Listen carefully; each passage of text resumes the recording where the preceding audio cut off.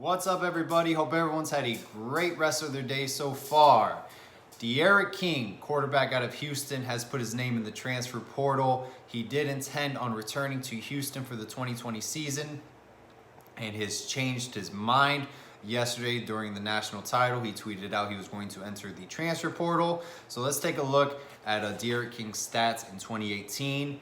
Passing yards wise, he threw for 2,982 passing yards and threw for 36 touchdowns and had 6 interceptions.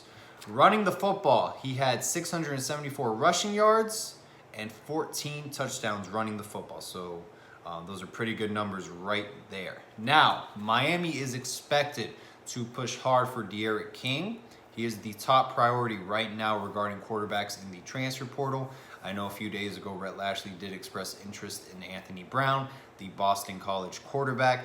But as of right now, D'Eriq King is the #1 priority. With that being said, there is a lot of competition right now of other schools that may interest D'Eriq King as well. Other contenders could be reigning national champion LSU. They are looking for a quarterback. They have Myles Brennan returning, Joe Burrow's backup, and Zach Johnson, true freshman quarterback. Doesn't really look good right now moving forward for next season.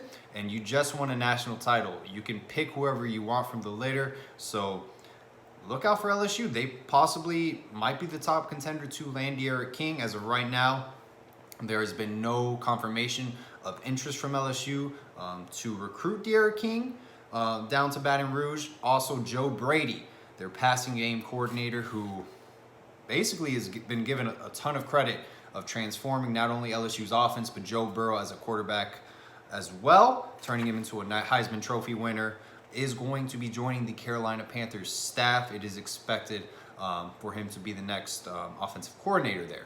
So that change should be happening in the next few days.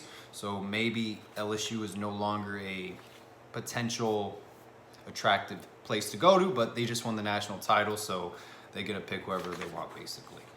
Next contender to look out for, Oklahoma. Now, the last 3 quarterbacks Oklahoma has had, Baker Mayfield, Kyler Murray, and Jalen Hurts, they did not start their careers at Oklahoma. Baker Mayfield was at Texas Tech. Kyler Murray was at Texas A&M. Jalen Hurts started his career at Alabama, obviously. So that's a great place to pitch to D'Eriq King to come to Oklahoma. They're used to having transfer quarterbacks come in and become very successful throughout their time in Norman. And also, they have Spencer Rattler, who is a underclassman, and previously he was ranked as one of the top quarterbacks in the nation when Oklahoma was recruiting him in high school. So Oklahoma, again, is a very attractive place to perhaps transfer to for D'Eriq King. There is also Oregon, who, fresh off of a Rose Bowl victory, is also looking for a quarterback.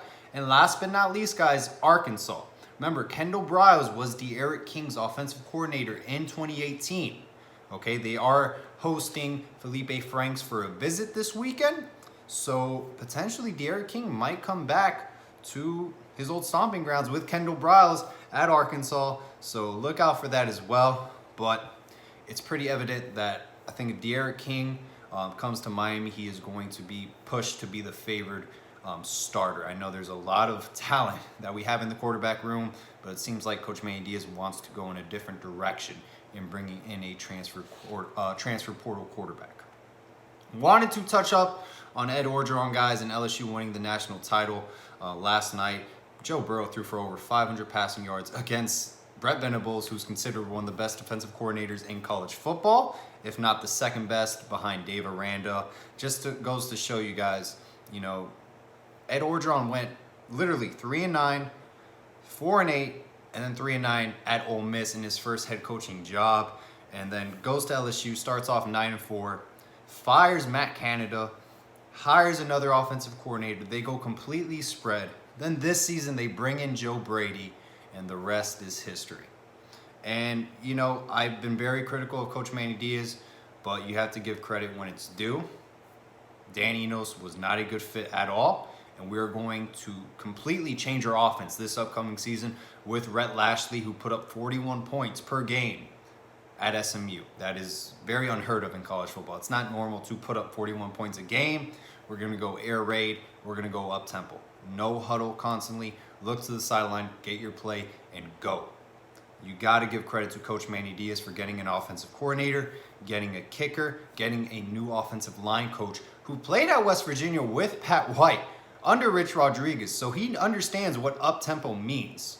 So I'm not comparing Coach Manny Diaz at all to Ed Orgeron, but let's just be patient.